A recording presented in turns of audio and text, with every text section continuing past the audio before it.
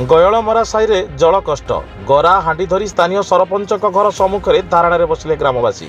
जल कष्ट को नहीं आज चंपुआ उपखंड अंतर्गत जोड़ा ब्लॉक पलसा पंचायत में देखा ग्रामवासी तीव्र असंतोष। विगत किछि दिनरु एही पंचायत अंतर्गत उच्चपाली ग्राम गयलमरा साईर लोके पीवा पानी हंतचंत होउथिबा बेले कौनसी समाधान हो पारि नथिला, जहाकु आज सकाळ प्राय 9 टारू ग्रामर लोके माने गरा हांडी धरी पलसा पंचायतर सरपंच अरुण कुमार मुंडा घर सम्मुखें धारणा बसिथिबार देखा जायतिला। तेबे एभଳି परिस्थिति सृष्टि होउथिबा सत्त्वे से गाँव चालुथिबा ओएमसी सरकारी खनि कंपनी कर्तृपक्षर तिले ही चिंता करुनथिबा एक परितापर विषय बोली आलोचना होउची। बेसरकारी खनि कंपनी मानकर जेभଳି अवहेलित जनसाधारण प्रति सरकारी खनि कंपनी किसी कम नुहे।